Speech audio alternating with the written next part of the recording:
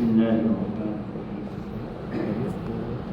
گزشتہ کل نماز کی دوسری شرط جگہ کا پاک ہونا، اس سے متعلق ذکر کیا تھا۔ اسی ضمن میں یہ مسئلہ بھی آتا ہے کہ بعض مرتبہ جنازے کی نماز پڑھنے کے لیے پختہ فرش نہیں ہوتا بہت سی جگہوں پر، اور زمین ہی پر لوگ پیروں میں جو جوتے اور چپل ہوتے ہیں انہی پر کھڑے ہو کر صلاۃ جنازہ پڑھ لیتے ہیں۔ تو آیا اس طرح پڑھ سکتے ہیں جوتے پر کھڑے ہو کر، چپل پر کھڑے ہو کر؟ کوئی حرج نہیں، اگر وہ جوتے اور چپل اوپر سے پاک ہیں تو ان پر کھڑے ہو کر صلاۃ جنازہ پڑھنا یہ جائز ہے، کوئی حرج کی بات نہیں ہے۔ تو یہ دوسری شرط تھی جگہ کا پاک ہونا۔ تیسری شرط ہے کپڑوں کا پاک ہونا، یعنی کپڑے نجاست غلیظہ اور نجاست خفیفہ ان سے پاک ہونے چاہیے۔ نجاست غلیظہ جس کو ہمارے یہاں بڑی نجاست بھی کہتے ہیں، اور خفیفہ جس کو چھوٹی نجاست کہتے ہیں۔ غلیظہ کا مطلب یہ کہ اس کا حکم شریعت میں سخت ہے، اور وہ سخت یہ کہ اگر ایک درہم کے بقدر یعنی ایک بڑے سکے کے بقدر یا اس سے کم ہو تو معاف ہے، اور اگر ایک سکے سے زیادہ ہو جائے تو پھر وہ معاف نہیں ہے۔ جیسے آدمی کا پیشاب ہے، پاخانہ ہے، اسی طرح حرام جانوروں کا پیشاب پاخانہ ہے۔ جیسے کتا ہے، عام طور پر لوگوں کو کتے سے واسطہ پڑتا ہے، تو کتا اگر کپڑے پر پیشاب کر دے یا کسی چیز پر پیشاب کر دے تو یہ کتے کا پیشاب یہ نجاست غلیظہ ہے۔ اگر ایک سکے کے بقدر یا اس سے کم ہو تب تو کوئی حرج نہیں مطلب نماز ہو جائے گی۔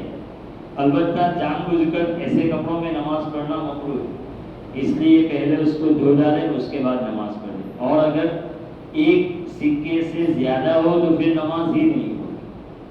اور نجاست خفیفہ جس کا حکم شریعت میں ہلکا ہے، اس لیے اس کو خفیفہ کہتے ہیں۔ ہلکا کا مطلب یہ کہ وہ بدن یا کپڑے کے جس حصے پر لگ جائے تو اس کے چوتھائی سے کم ہو، یعنی اس کے 4 حصے کیے جائیں اس کپڑے اور بدن کے اس حصے کے، اور اس کے 1 حصے سے کم ہو، چوتھائی سے کم ہو تو معاف ہے، اور اگر چوتھائی سے زیادہ ہو جائے تو اس صورت میں معاف نہیں ہے۔ مثلا یہ آستین ہے تو اب یہ آستین کے 4 حصے کیے جائیں اور اس کے 1 حصے سے کم ہوگی تو پھر معاف ہے، یعنی اس کے ہوتے ہوئے اگر کسی نے نماز پڑھ لی تو نماز ہو جائے گی، لیکن ایک حصے کے بقدر یا اس سے زیادہ ہو تو اس صورت میں نماز نہیں ہوتی۔ تو یہ چونکہ زیادہ مقدار میں معاف ہے شریعت کی طرف سے، اس لیے اس کو نجاست خفیفہ یعنی ہلکی نجاست کہا جاتا ہے۔ تو بہرحال کپڑے اور بدن کا نجاست غلیظہ، نجاست خفیفہ، ان چیزوں سے، ان نجاستوں سے پاک ہونا ضروری ہے۔ اس لیے جو لوگ جانور پالتے ہیں تو ان کو خاص احتیاط کرنا چاہیے۔ جو حلال جانور ہے، بھینس ہے، گائے ہے، بکری ہے، تو ان کا پیشاب یہ نجاست خفیفہ، لہذا اگر کپڑے یا بدن کے کسی حصے پر لگ گیا اور وہ اس حصے کے چوتھائی کے بقدر یا اس سے زیادہ ہوگا تو نماز نہیں ہوگی، اور اگر اس سے کم ہو تو نماز ہو جائے گی، لیکن پہلے بتلا دیا کہ پھر بھی اس کو دھو لینا اور اس کپڑے کو پاک کر لینا یہ بہتر ہے۔ تو یہ نجاست خفیفہ۔ اسی ضمن میں یہ مسئلہ بھی آتا ہے کہ بہت سی مرتبہ آدمی چل رہا ہوتا ہے اور اوپر سے چڑیا نے یا کبوتر نے پیٹ کر دی، تو آیا وہ اس کی وجہ سے کپڑا یہ ناپاک ہو جائے گا؟ نہیں، ناپاک نہیں ہوگا۔ جو حلال پرندے ہیں، چڑیا ہے، کبوتر ہے، وہ اگر اڑتے ہوئے کسی کے کپڑے پر بیٹ کر دے تو اس سے کپڑا ناپاک نہیں ہوتا، لہذا اس کو اگر کوئی آدمی کپڑے پر سے دور کر دے اور دھوئے بغیر بھی نماز پڑھ لے گا تو نماز ہو جائے گی۔ اسی ضمن میں یہ مسئلہ آتا ہے کہ کپڑوں میں سینٹ لگایا ہوا ہے، تو ایسے کپڑوں میں نماز پڑھنا جائز ہے یا نہیں؟ تو عام طور پر آج کل جتنے بھی سینٹ بنائے جاتے ہیں وہ ایسے الکحل سے بنائے جاتے ہیں کہ جن میں انگور اور کھجور کو استعمال نہیں کیا جاتا ہے، गेहूँ वगैरह चीज़ों से वो अल्कोहल बनाया जाता है।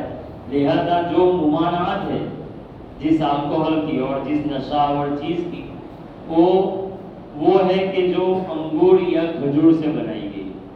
लिहाजा आजकल जो सेंट इस्तेमाल होते हैं तो उनके साथ नमाज पढ़ना जायज़ है। अलबत्ता फिर भी बेहतर ये है कि इत्रियात यानी इत्र, ये बहुत सारे ऐसे मिलते हैं कि जो सेंट ही की तरह खुशबूदार होते हैं, तो लिहाजा उनको इस्तेमाल करना ये बेहतर होगा। लेकिन किसी ने सेंट इस्तेमाल किया हो और उसके होते हुए वो नमाज पढ़ ले तो कोई हरज नहीं है। तो ये तीसरी शर्त थी कपड़ों का पाक होना। अब चौथी शर्त से पहले एक ज़िमनी मसला जो है वो सुन लेते हैं।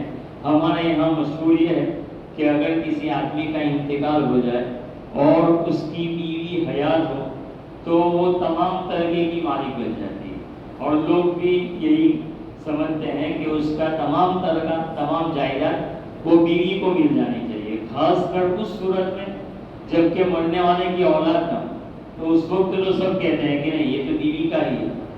हालांकि ऐसा नहीं है, बीवी को तमाम जायदाद किसी सूरत में भी नहीं मिलती।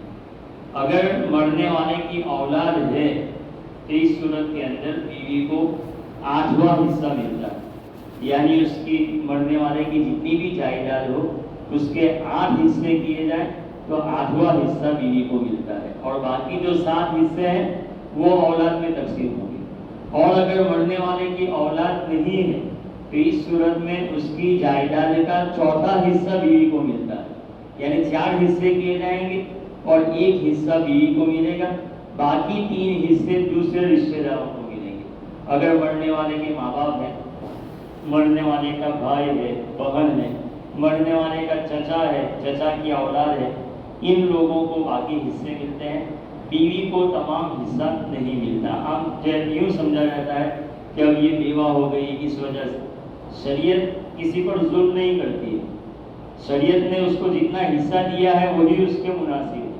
अगर वो उसके लिए नाकाफी हो तो वो दूसरा निकाह कर, अगर निकाह के लायक हो, और अगर निकाह के लायक नहीं होगी तो इस सूरत में उसका नफका, उसका भरण पोषण खर्च वो शरीयत ने उसके दूसरे रिश्तेदारों पर रखा है। शरीयत को मुकल्लफ नहीं, इस औरत को मुकल्लफ नहीं किया है कि तू कमा और गुल खा, बल्कि उसका नफका शरीयत ने दूसरों पर रखा है ताकि उसको कमाने के लिए घर से निकलने की ज़रूरत न पड़े।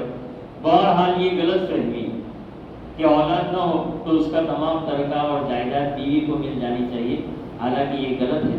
अल्लाह ताला हमें सही समझ